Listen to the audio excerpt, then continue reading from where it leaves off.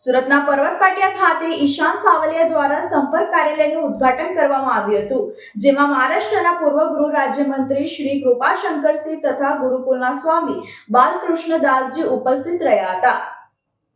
સુરતના પર્વત પાટિયા ખાતે ઈશાન સાવલિયા દ્વારા સંપર્ક કાર્યાલયનું ઉદ્ઘાટન આજ રોજ કરવામાં આવ્યું, જેમાં મહારાષ્ટ્રના પૂર્વ ગૃહ રાજ્યમંત્રી શ્રી કૃપાશંકરસિંહ તથા ગુરુકુલના સ્વામી બાલકૃષ્ણદાસજી ઉપસ્થિત રહ્યા હતા.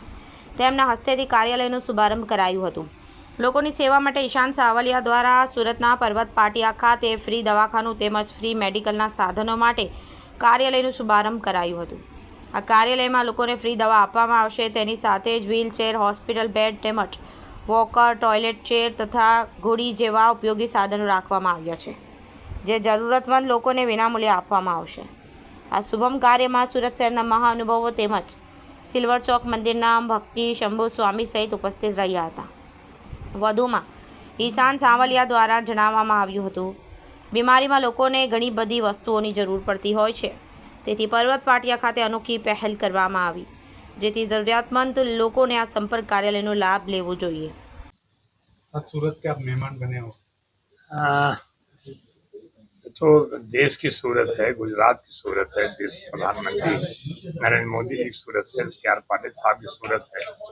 और आज मैं उस धरती पर आया जहाँ से हमेशा संदेश गया है, चाहे महात्मा गांधी जी के रूप में, चाहे सरदार वल्लभ भाई पटेल के रूप में, और आज आदरणीय देश के प्रधानमंत्री भले ही हमारे उत्तर प्रदेश के वाराणसी के सांसद हैं, पर संदेश इसी मिट्टी से गया है। और इस मिट्टी का संदेश जहाँ जहाँ जाता है वहाँ मतलब इतनी खुशहाली होती है, तो यहाँ आके उस खुशहाली में शामिल हुआ हूँ। सबसे पहले मैं ईशान भाई का जो सावलिया का जो संपर्क कार्यालय खुला है उनको मैं साधुवाद देता हूँ कि जरूरतमंद लोगों को, जिनको सरकारी सुविधा से वंचित हो जाते हैं, जिनको और कहीं से मदद नहीं हुआ, उनकी मदद करने के लिए उन्होंने कार्यालय खोला। और खास करके उनके लिए जिनके कभी कुछ शरीर के अंग कुछ नहीं हैं या विकलांग हैं, तो उनकी मदद करने के लिए आगे आते हैं। मैं उनके परिवार की टीम को बहुत साधुवाद देना चाहूँगा। और आज एक हमारा जो कलाकार इतना बढ़िया बगैर कलर के, तो नरेंद्र मोदी बगैर कलर के ही कलरफुल है। तो जैसे प्रभु रामचंद्र जी जहाँ जहाँ जाते थे भूमि अयोध्या हो जाती थी, ऐसे ही हमारे देश के प्रधानमंत्री जहाँ जहाँ जाते हैं भारत की संस्कृति और सनातन वहाँ अपनी जड़ बना लेता है, चाहे देश हो चाहे विदेश हो। મારું નામ ઈશાન સાવલિયા છે. હું એક સુરતનો નાગરિક છું, જે હું સુરત માટે કંઈક કરવા માગું છું.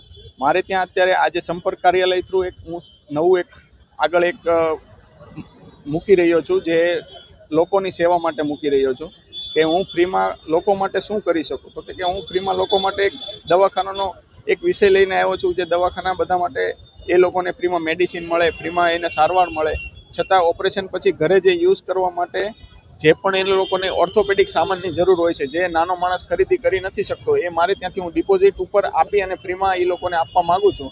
તો હું મારા કાર્યાલય ઉપરથી આ એક આજે એનો શુભારંભ કરવા જઈ રહ્યો છું. જે શુભારંભમાં ઉદ્ઘાટન કરવા આવેલા કૃપાશંકરજી, જે પોતે અત્યારે મહારાષ્ટ્રના ઉપાધ્યક્ષ છે અને પૂર્વ ગૃહ રાજ્યમંત્રી મહારાષ્ટ્રના છે, છતાં એની જોડે બાલકૃષ્ણ સ્વામી પણ આવેલા છે SGP અમદાવાદથી. અને હું એક આ મોટી પહેલ કરવા જઈ રહ્યો છું, ત્યારે મને પૂરા સુરતવાસીનો સપોર્ટ આપજો એવી હું ભલામણ સાથે શુભારંભ કરું છું. આ વિચાર તમને ક્યાંથી આવ્યો કરવા? આ વિચાર મેં ઘણા ગરીબો માણસ જોયા છે કે જે લોકોને મેડિસિન અને દવાખાનાની જરૂર હોય છે, ત્યારે એ લોકો પાસે ખીચામાં એક રૂપિયો હોતો નથી, અને જ્યારે તાવ આવતો હોય ત્યારે એ લોકોને તાવ સારો કરવા માટે એક દવા લેવા માટે એની પાસે પૈસા હોતા નથી. એવા મેં ઘણા એવા ગરીબ લોકો જોયા છે કે મેં એ લોકોને જોયા પછી એવું નક્કી કર્યું કે નહીં, આપણે કોઈક માટે કંઈક કરવું જોઈએ, કે જે આપણી આવડત છે, જે આપણા રિલેશન છે, જે આપણું ફ્રેન્ડ સર્કલ છે, એનો યુઝ કરી અને આપણે એ સારવાર આપી શકીએ. તમારી સાથે કેટલા લોકો જોડાયા છે?